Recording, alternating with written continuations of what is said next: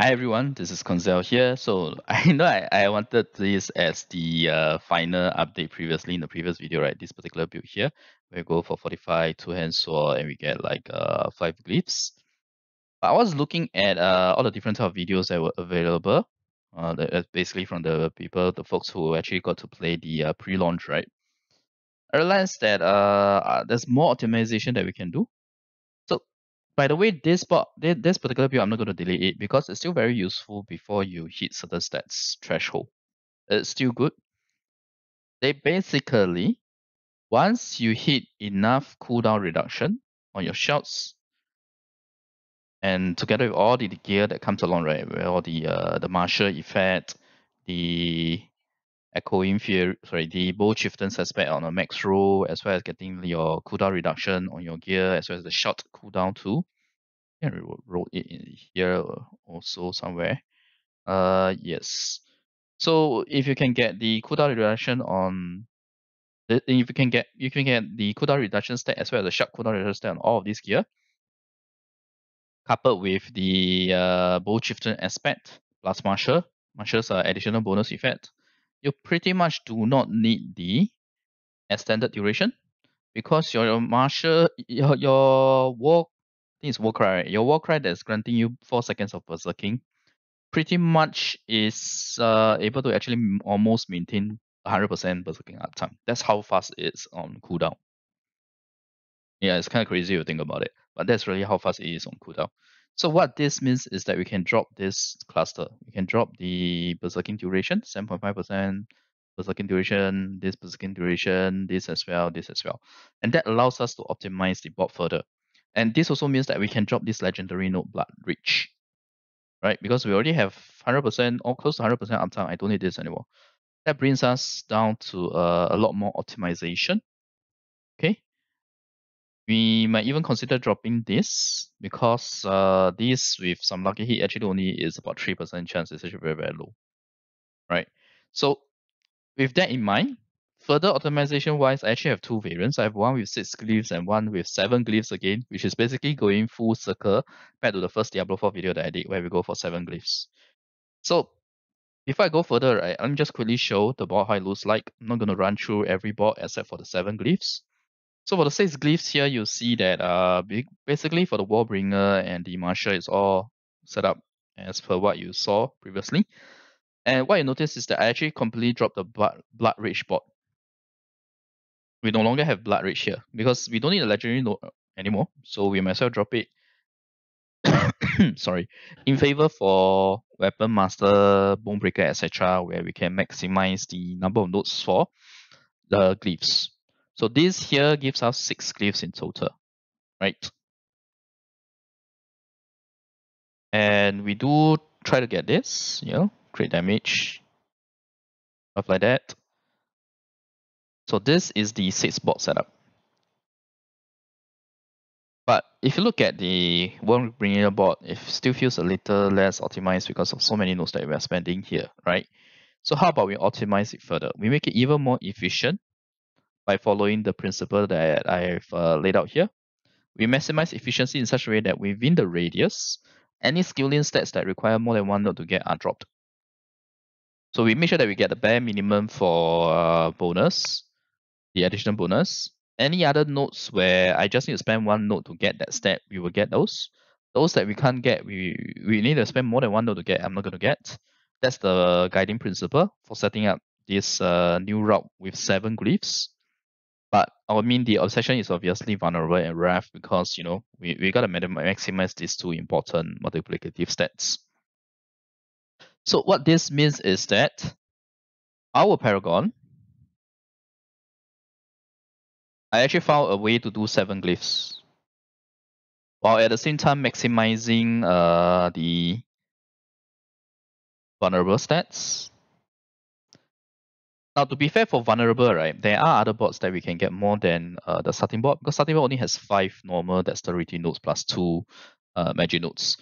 But the problem is that while I was trying to follow this efficiency route, right, the boards with more than 5 dexterity nodes still can't give us more than that without spending extra nodes.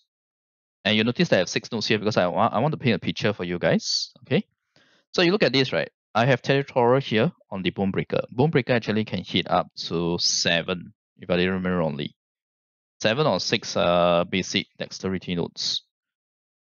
Double check. So doing some math over there.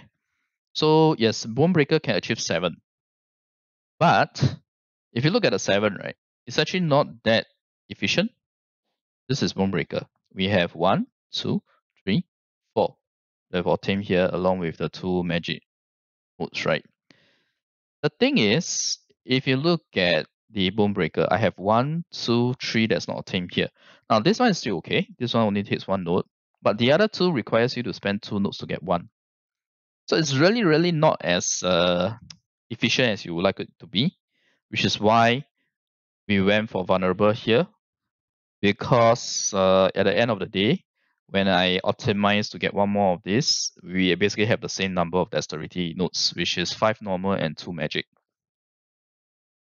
Okay, this is very straightforward. It's just 5 normal and 2 magic.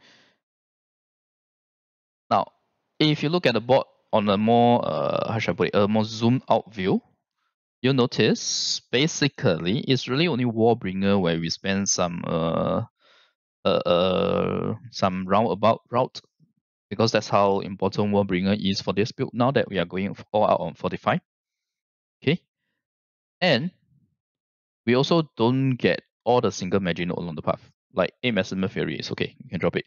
1 Fury on Q, yeah, it's okay, we can drop it. Why? Because by going for the additional 7th glyph, this is the additional 7th glyph that is additional on top of what I did with the 6 glyphs. This gives you 3 Fury every time you kill an enemy. And we will be using a sword here, a 2-handed sword. Okay. In ideally, at the endgame state when we have Grandfather, we're definitely using this. Otherwise, you can use a 2-handed sword, rare, with imprinted with, say, something like aspect of limited rage or as an aspect of berserk ripping, stuff like that. But essentially, what I'm trying to say here is, the things that we drop for our efficiency, we more than cover for in the world. And you notice that I still managed to get a little bit of this cluster, but mainly for the damage rather than the duration, because like I said, we don't need the duration anymore based on what we can see in like the really high tier endgame builds. So let me quickly run through the board. So first, I've already pretty much talked about it, right? We are doing vulnerable here because even on Bone Breaker, it's the same number of nodes because it's just very inefficient to get the rest. Next, we have the Ref. Ref is very efficient, or rather, Ref is very crucial for our DPS, which is why you see we pretty much are getting the dexterity nodes there along the way. And the thing is, all of it is along the way, right? Other than this two, but this two, it's just 1 node to get it. So we'll just get it because one node of this gives us 16.44% critical strike damage. It's awesome. Now there's 1 node here. Unfortunately, it requires 2. So we'll see if we have enough nodes left over to use. We have 6 nodes here. I'll show you guys how I distribute it in terms of efficiency. I intentionally left the 6 nodes. So once we go from the Warbringer, next board will be the Weapon Master, and you'll see we again go for a more optimized route where the willpower nodes, which because we are putting the fortified, I should say fortified. We are putting the undaunted glyph here. Undaunted requires willpower, so we are really getting the bare minimum, and all of it again, like I said, doesn't require you to take more than 1 node to get to that node, get to the willpower. So this is just 1 node. This is along the way. This 2 is also like 1 node directly attached. You don't need to take more than that. That's the reason why we are not taking this blue node, because I have to spend extra to get it, so we are not getting it. Okay, and this brings us straight down, and obviously we still do get a rare node because we also can get the additional bonus because it's still bot number 2, Weapons Master. Okay, and Weapon Master is actually very efficient because the entry path and exit path from the radius, right, for the entire radius is 5 and 5. On the what do you call it? The entry exit path is 10-10. Okay, now next we have the Flawless Technique. Flawless Technique is actually meant for a one-handed weapon, but it's okay here because we are just mainly getting the damage reduction for the rare nodes. And for this, right, with enough stats plus the martial, the martial what if I'm not getting willpower anymore, but with enough stats, it's actually possible to get the bonus. But it's okay if you don't get it because it's just 4.5%. Okay, it's still not so bad. And again, this board is willpower. Flawless technique actually allows you to get up to maximum 8 willpower normal nodes. You can see here, we have gotten 1, 2, 3, 4. Okay, 4 normal nodes. There's actually 4 more that we didn't get. 1, 2, 3, 4. But you see these two, this is very inefficient because no matter how I do it, I still need to spend 2 nodes to get this, and then another 2 nodes to get this for 8.82% increased damage for our healthy. It's not efficient. So you notice that we are not getting this. Okay, we still at least get this because this allows us to get a 7 willpower. We get a bit of damage reduction. It's not too bad. I can call it along the way or not along the way, but it's a very slight detour, and there's something that we need along the way. So it's not so bad. Okay, and I do want to get the crit damage and the physical damage increase here. Now look at this board. This rare node requires intelligence. That's the reason why this node, if you look at it, right, this board, there's 2 nodes here, there's 2 nodes here. Technically speaking, I can move this here, right, so that we get the additional rare node bonus. But because this is intelligence, we're not going to get this. Okay, we're not going to get the additional bonus. Doesn't make sense to get any more intelligence than the bare minimum. So, on the barbarian. So, this doesn't matter that this board is the third board. Just go straight to the next board, and along the way we pick up our crit damage as well as some additional physical damage. That's nice. And then we move on to the next board, which is our Bonebreaker. Again, only 5 nodes to the radius itself, and once you connect to the nodes within the radius, it's all efficient because it's along the way you are getting the dexterity nodes that we need for territorial over here. And of us here. Okay. And this is still good. This is still considered efficient. Okay. Yeah, we're not gonna get that. Then we move on to the next board, which is the Carnage. Carnage, technically speaking, can be considered as the new board that we add on from the 6 Glyphs setup. Like I said, I'm not going through the 6 Glyphs in detail. I've already showed the overview. But I will share both the 6 Glyphs and the 7 Glyphs in my video description links. Okay. So if you look at the board, right, if you go this path in here versus you go this path in here, there's actually only like about 2 nodes difference, but in return, I do get all of this. Yeah, we get 10% damage berserking, another 15, that's 25% damage while berserking. So this is a very efficient route. And not to mention, when I go via here, it allows me to easily get this strength node. If I go via here, I can get a strength node, right? Oh, in fact, I should show you guys a more optimized path on this, because this is Civet. You just need 40 strength, which means that with the 2 rare nodes, all I need is 4 strength nodes. So it's over here. So we go in here, we get 1, 2, 3, and 4, and 5, 6. In fact, with this being like the bare minimum path per se. In fact, you can also say that I can drop this strength and get this, right? But it doesn't make sense because 5% damage from berserking. If I get a strength node, I get 7.2% increased damage while wielding a sword. And if you're wielding a sword all the time, this, no matter what, is better than this. Okay, so you see, even with by subscribing to this efficient route approach, right, we actually get a few nodes left over while still meeting our bare minimum. Or in some cases more than it. Like here we already have 50 strength here in this so-called optimized route per se. And finally, the last board we have Decimator. Now remember, this is an endgame build, endgame board, assuming that you already gotten all your Paragon points. Okay.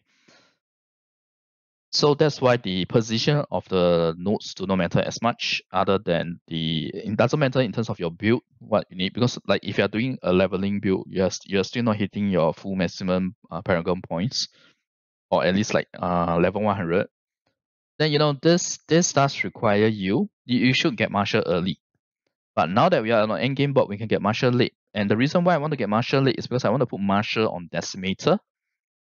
Which if you notice all the builds that are out there, they are not most of the builds don't actually put martial on Decimator.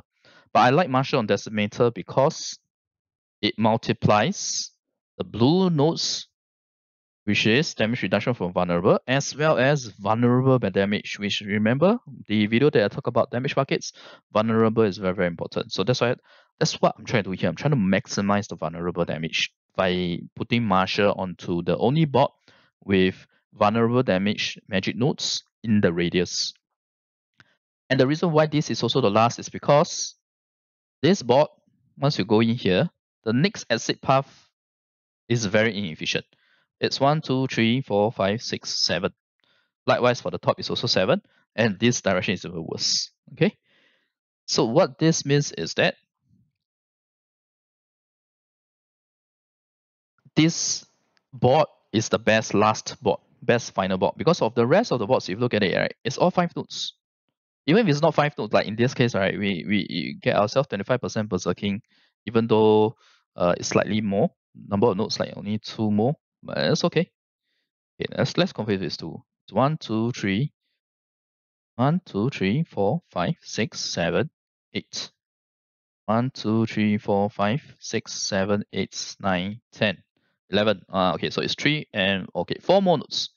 But we do get 25% damage berserking, and which is exactly the 4 nodes that we are getting here. So I think it's okay. This is okay. Okay, the rest of it, if you look at it, right, it's all 5 nodes when they exit from the radius or whatever path it is they're doing. And if those if there are cases that are not 5 nodes, you see that we actually get some really good rare node classes that are efficient and really good because that has critical damage. So remember, vulnerable and critical damage, the most important stats to get. So yeah, this is the reason why Decimator is put here as the last board. Once you have your full Paragon points, you can start resetting and respecting your Paragon board to the best efficiency. Now we have 10 points left now. Okay, after going like the most efficient route, right? We follow by the most efficient route, which is to only get nodes that are along the way and the bare minimum required. Now with the 10 nodes, right? Technically speaking, you can also get this legendary node here. But like I said, even with like 40% lucky hit on your gear, right? This eventually translates to a 3% chance on your whirlwind. A 3% chance is a little too low, to be honest. It's a little too low. 1, 2, 3, 4, 5, 6, 7, 8. And you spend 8 nodes to get this effect. But these 10 nodes here, what we can do is I can get the stat nodes that do not require any additional detours to get. So a best example I give here is, let's say we talk about sieving. Okay, sieving. Sieving, this particular radius, right? This board for sieving, which is Carnage, has a lot of strand nodes. If you remember, Carnage has 11 strand nodes within the radius, the highest number for Barbarian.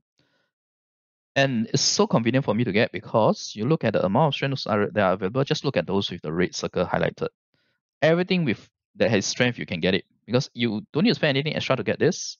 You immediately get a 7.2% increased damage while wielding assault, which basically is the same as a 5% damage while berserking, in terms of them all being in the same bucket.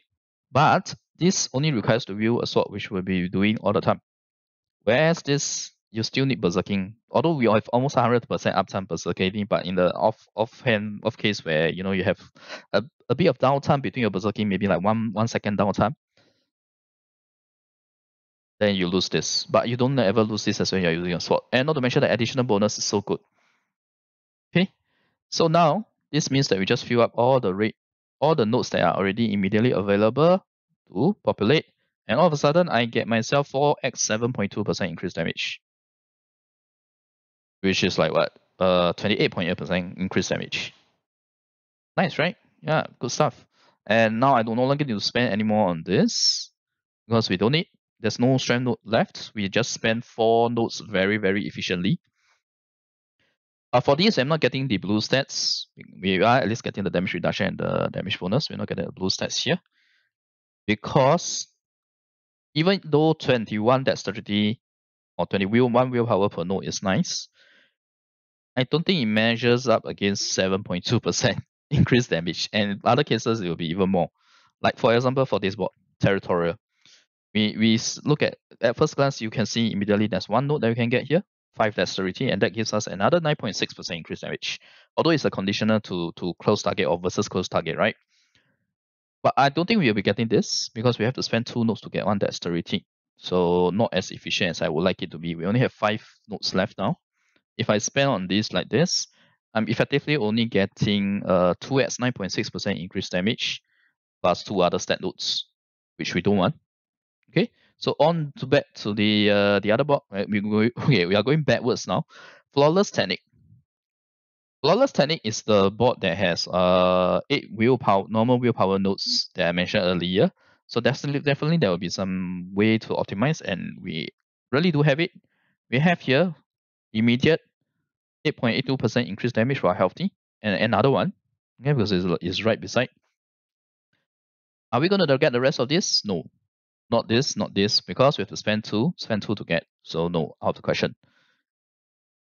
And now I have 3 nodes left. Moving on to the next, which is the Undaunted. Do we see any willpower nodes? Yes, we do. There's one here. So we get this without having to spend any additional nodes. And that gives us another 7.2% increased damage. Which is like better than this, right? It's better than this. Okay, although this is conditional, but we will be getting fortified most of the time, so I'm not that worried about that. Okay, and now we have 2 nodes left. We have the one of our most important glyph, which is the Breath, getting us increased critical strike damage.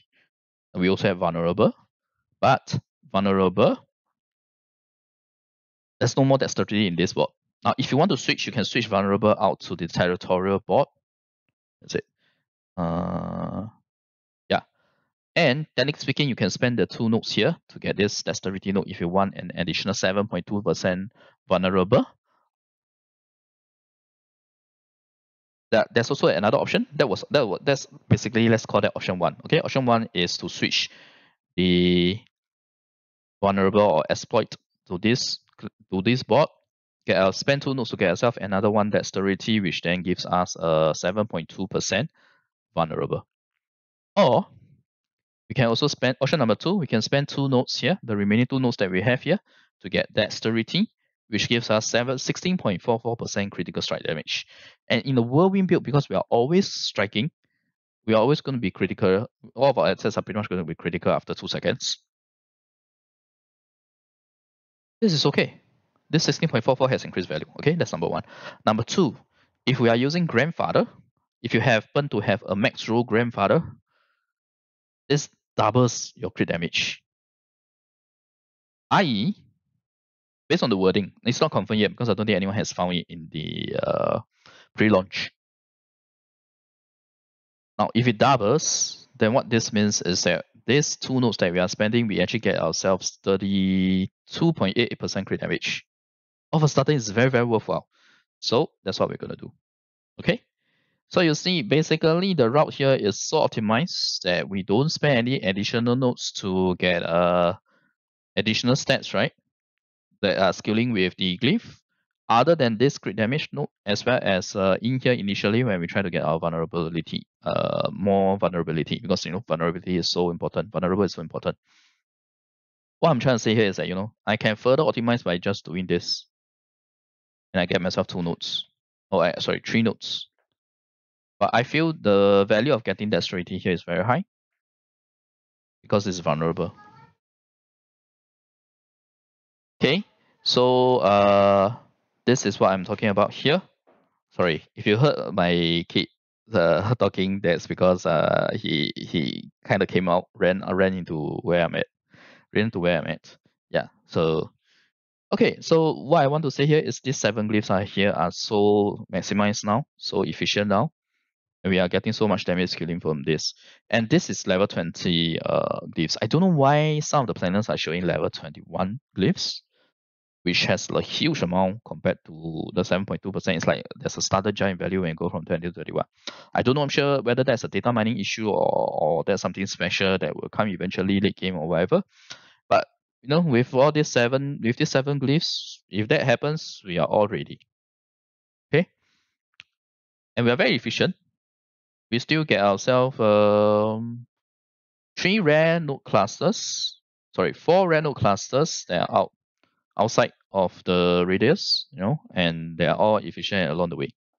It's really the key name of this path is completely called efficiency. So there you have it, 7 glyphs. Right back to my very first Diablo 4 video when I was talking about 7 glyphs, right? So this time round, with all the new information that we have, we further optimize the board to maximize the important stats and also getting ourselves again 7 glyphs, which I believe will work out beautifully. Okay, yeah. And gear wise, this is how I do it. Okay, actually, because we are getting 45 all the time, technically speaking, we can consider getting this. If I'm not wrong, the value for the damage reduction of 45 should all be added together before it starts reducing the damage reduction, applying the damage reduction. So the higher you get on the damage reduction, the better it is. You want high sources for damage reduction rather than many sources of low damage reduction. Okay, that's why there is a value in getting this. And although the armor has reducing efficiency, right? The thing is resistances also have that issue. Yeah. All right. So this is the updated Paragon board with 7 glyphs. I really hope that it will work out. Let's see how it goes. I will still leave this 6 glyphs board as well as this 5 glyphs board builds still available. You notice I haven't even used the additional 5 points that have now been confirmed to be in the game from the Altars of Lilith. New points. So yep, 5, 6, 7 glyphs. Player's choice, which one you want to go for. But effectively, the lower level you are, and the more your gear isn't ready for your war cry to be used such that you all have almost 100% berserking uptime, the more value the lower number of glyphs will have because we get our self berserking duration. Eventually, when you are in a state where you don't need the increased berserking duration, then for sure the 7 glyphs is the best. That's what I feel. All right, potentially the highest DPS too. Okay, thanks everyone for watching. I'll see you guys next video. If you like the content, remind video and click subscribe for more. Bye.